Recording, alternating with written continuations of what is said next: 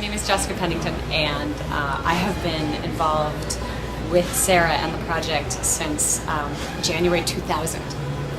So it's been an amazing roller coaster ride. I believe so much in this project and so much in Sarah's talent and what this story has to offer the world. It's so, so important, and I could not be more excited and more proud to be here and working on this today. It is just, it's a dream come true. After 9 years, it is an absolute dream come true.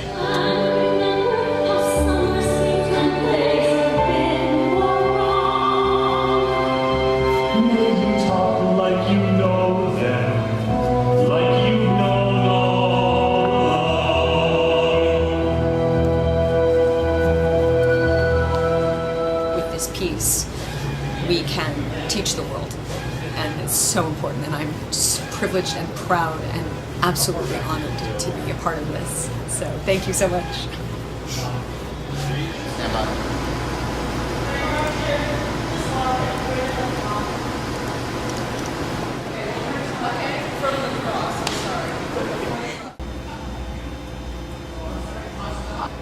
This is something that a prisoner on S-21 would wear for being photographed or while being photographed before they're executed.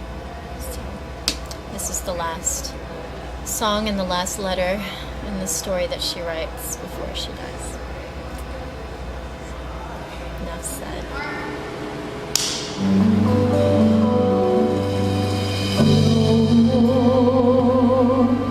Cambodian American. Was born on the Thai-Cambodian border at the end of the war in a refugee camp. I was the lucky one, born in a refugee camp, because my sister was born in a labor camp at the end of the war, where starvation and disease and all those things were happening. She was one of 5 babies to survive in that era. But after my parents went through the jungles and arrived on the Thai-Cambodian border, that's where I was born.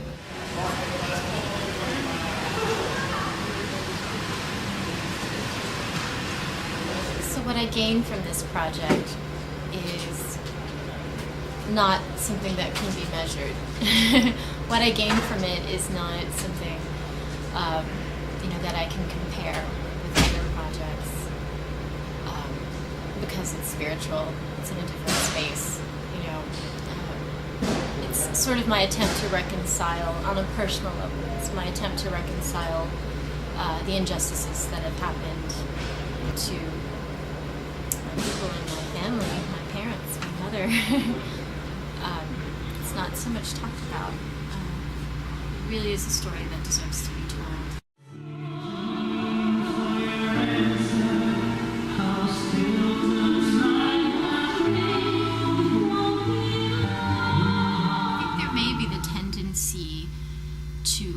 To have difficulty talking about certain things, but I think as an actor I have to go there. I mean, I have to access those things, and Jean-Baptiste and I talk about this a lot when we're helping each other out with scenes and we're working together, that sometimes especially for my Cambodian friends that are my age, there are a lot of deep, dark places there, because our past, our recent historical past, is so dramatic. And how do you make sense of all this? And what do you do with the shame that they're, our people killing our people, and that what has resulted from this? You go to Cambodia, and it's the struggles, the human injustices and suffering is tremendous. And so to make any sense of that is almost impossible for me. That frustration and that sadness sometimes is really difficult to access. But when I play a character like Sopip, I have to go there. So yes, it's difficult, but I even encourage you to ask me those questions.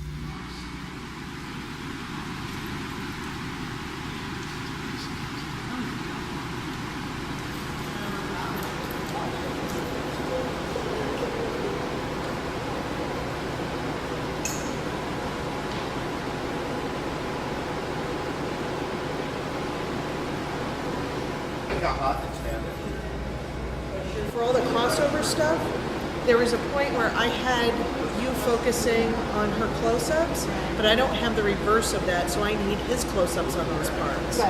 Okay? So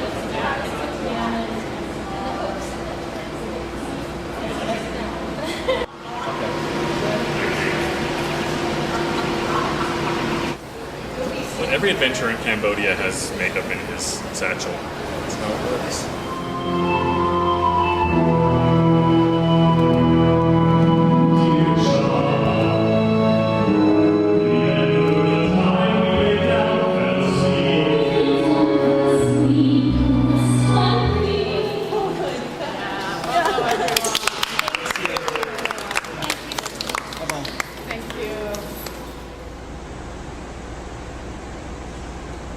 I met Amara and she told me about Winds of Angkor.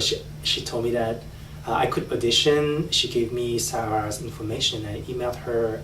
We had a few exchange and I sent her a package, audition package with me singing monologues, and then we kept talking for months. I think we first started in December to talk about it, and I'm meeting her now for the first time. She sent me the libretto, the CDs, the whole material, and I fell in love with the project. And I'm very glad, and it's just beyond words. Like what she's doing right now, the story she's telling, that is the story of all people.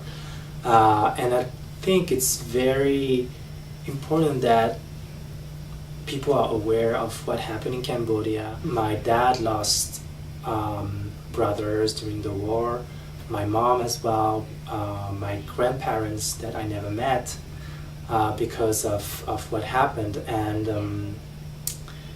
I think this is very important for me to do this project because in a way it's a medium for me to honor this loss and the memory of those members that I've never met, and it's their story. Like us, even time is forced to wait. Like us, slowly drawn toward the beckoning of fate, the reckoning of fate. And at first, I was very, very afraid to play this part because this is a place where I don't want to go. But in another hand, I still feel and I'm convinced that this story needs to be told, and there are things I can relate to because of my personal story and relationship with Cambodia, things I can bring to this character, even if it's hard, and I think that's also a way for the audience to connect. I wish that people can just be more interested about it if they hear about the story, and it should not just be a name, Cambodia, but really a country with a history, with a culture, and just be aware of what happened, and also it's a way to move on.